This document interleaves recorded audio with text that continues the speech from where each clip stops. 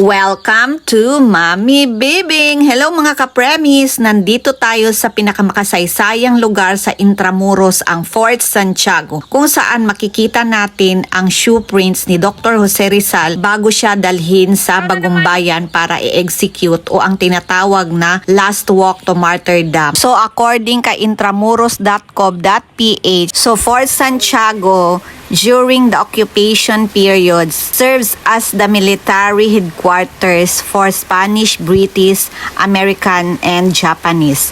During the World War II, Fort Santiago was severely damaged when American forces blasted their way inside to flush out the Japanese. Ang green na ito, ang tawag dito is smooth, restored in 1980s together with the main gate. Tawag dito man-made canal.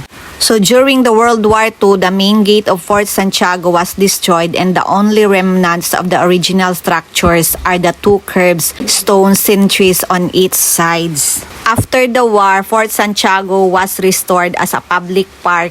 In 1951, the Philippines recognized the historical significance of the Fort Santiago to our nationhood and declared it as a national monument and a national shrine known as Shrine of Freedom in honor of Dr. Jose Rizal and the countless of people imprisoned, tortured, and martyred here for the cause of freedom.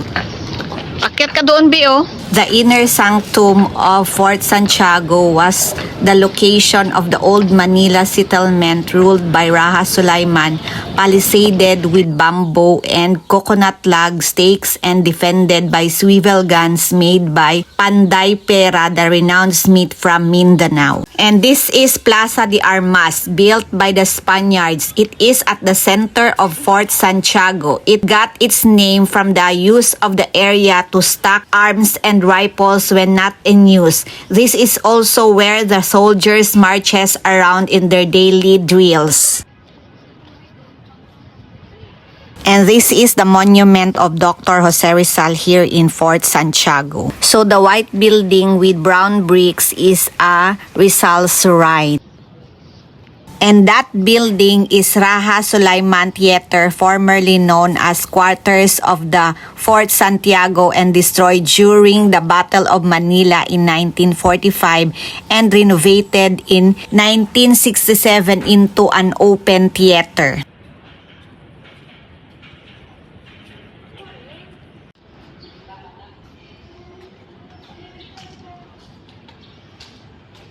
So we're going to the chapel cell at the Raja Sulaiman Theater, or the last walk of Dr. Jose Rizal to martyrdom. The National Centennial Commission and the Department of Tourism have introduced Dr. Jose Rizal shoe prints embedded in the pavement and bleed markers in the areas where he passed on his way to Bagong Bayan from his cell in Fort Santiago. Marker his last walk to martyrdom. This Centennial Freedom Trail memorializes his brave path to martyrdom in early hours of December 30, 1896 and symbolizes the birth of the Filipino nation. So we're going to Postigo de la Nuestra Señora de la Soledad and Promenade. This postern was used by the occupants of Fort Santiago as a passage to the Pasig River during the British invasion in 1762.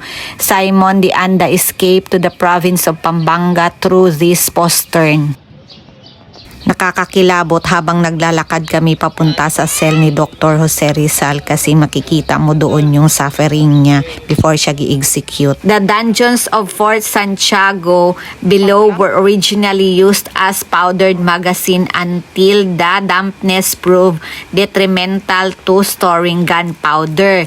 These were then converted into prison cells. The dungeons were recently rehabilitated and are open to public. May mga nilagay sila dito na mga statua to reenact sa mga nakulong dito during 1945 war. Nag-display din sila ng mga pictures about sa pangyayari at nangyari noong 1945 war.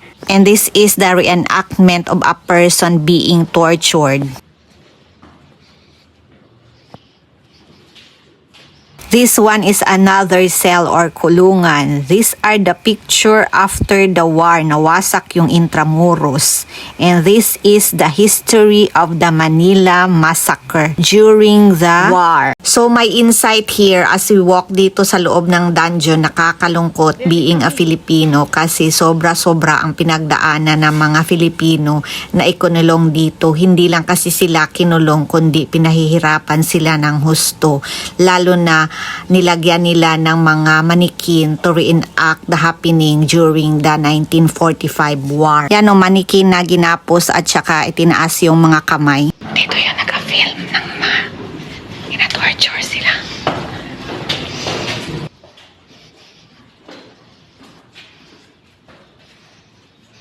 Another cell or presuhan. Sabi dito, you are entering hallowed grounds. Ayan ba yung Intramuros?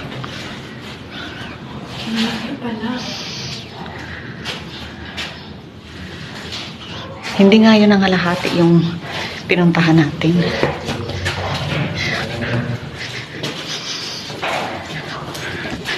That is a soldier. So, we're going out na. Hingal na ang person ninyo.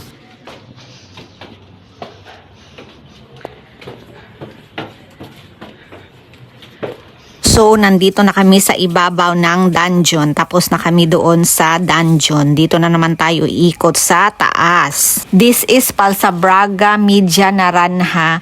Palsabraga means false wall owing to the fact that it is lower than the main wall. Added reinforces the baluarte de Santa Barbara from heavy bombardment.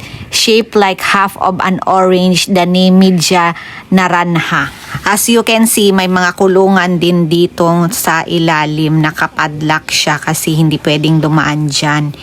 And then, yan yung Baluarte de Santa Barbara, yung wall niya. So, aakyat tayo dito sa taas ng Baluarte de Santa Barbara.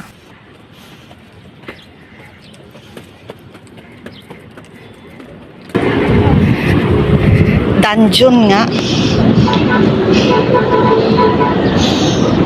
Santa Barbara, built in 16th century to protect the entrance from the Pasig River. It is the highest defensive structure in Fort Santiago. Ito yung Baluarte de Santa Barbara. Itong bricks na to na color orange yung atip. Tapos may mga kulungan din dito sa likod ng Santa Barbara. May mga dungeons.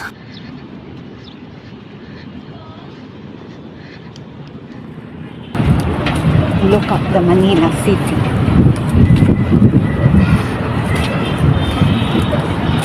And that is Palsabraga de Santa Barbara. Nandito kami sa taas. So, overlooking siya. And that is Ilog Pasig or Pasig River. And this one is an open field siya na malawak siya sa likod ng Santa Barbara. Baba lang.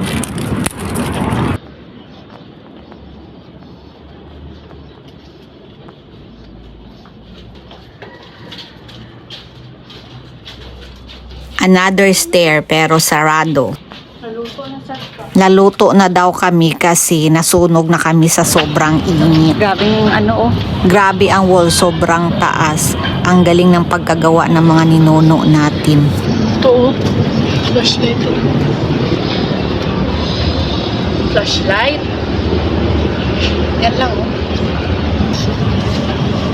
Eh di kung dungeon tayo, di makalabas sila. Bakit? Yun doon ang dungeon, ito fortress yan. This is the marble white cross. This is the mass grave of 600 bodies during the Battle of Manila in 1945. Thank you for watching. God bless everyone!